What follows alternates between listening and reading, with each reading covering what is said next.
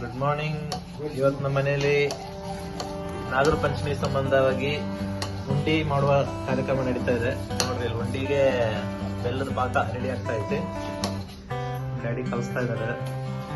So ಉಂಡಿಗೆಲ್ಲ ready ಮಾಡ್ಕೊಂಡಿದೀವಿ. ಈಗ ಇದು ಶೇಂಗಾ ಉಂಡಿ ಮಾಡ್ಲಿಕ್ಕೆ ಕೊದ್ದದ ಶೇಂಗಾ, ನೋಡ್ರಿ ಇದು ಉಂಡಿ, ದಾಣಿ, ಈ ತರ ಒಂದು 5 ತರದ ಉಂಡಿ ಮಾಡ್ತೀವಿ.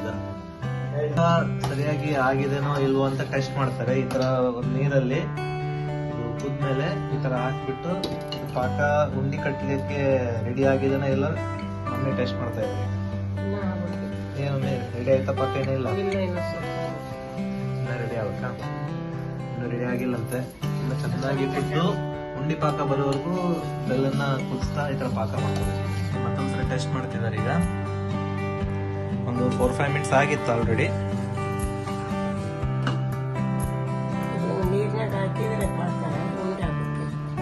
ಆಯ್ತಾ? ಈಗ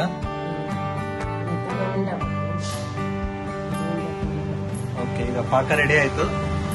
ಈಗ ಆಫ್ ಮಾಡಿ ಅದ್ರಲ್ಲಿ ಹಾಕ್ಬಿಟ್ಟು ಉಂಡೆ ಕಟ್ಟೋದು. ಈಗ ಪಾಕನ ಇದರಲ್ಲಿ ಹಾಕ್ಬಿಟ್ಟು ಮಿಕ್ಸ್ ಮಾಡ್ತಾರೆ.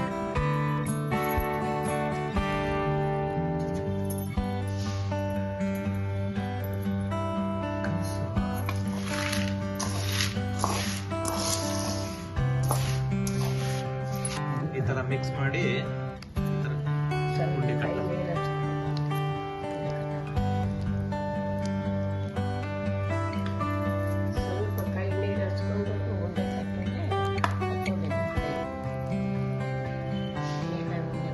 ನೋಡಿ, ಇಷ್ಟು ಶೇಂಗಾ ಉಂಡಿ ರೆಡಿ ಆಯ್ತು. ಈಗ ಸೊ ನೆಕ್ಸ್ಟ್ ಈಗ ಬೂಂದಿ ಮತ್ತು ಉಂಡಿ ಮಾಡ್ಲಿಕ್ಕೆ ರೆಡಿ ಆಗ್ತಾ ಇದೆ.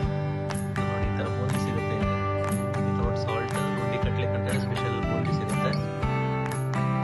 ಈ ತರ ಪಾಕ ಹಾಕಿ ಎಲ್ಲ ಮಿಕ್ಸ್ ಮಾಡ್ಬಿಟ್ಟು ಉಂಡೆ ಕಟ್ಟೋದು.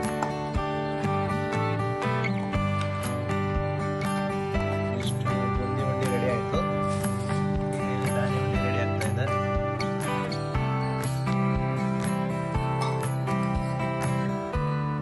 ಎಳ್ಳುಂಡಿ ರೆಡಿ ಆಯ್ತು. ಈಗ ಇದು ತಂಬಿಟ್ಟು, ಕಡಲೆ ಹಿಟ್ಟಿನ ತಂಬಿಟ್ಟು ರೆಡಿ ಆಗ್ತಾ ಇದೆ. ಹುರುಗಡ್ಲೆ ಹಿಟ್ಟಿದೆ ಆಕ್ಚುಲಿ.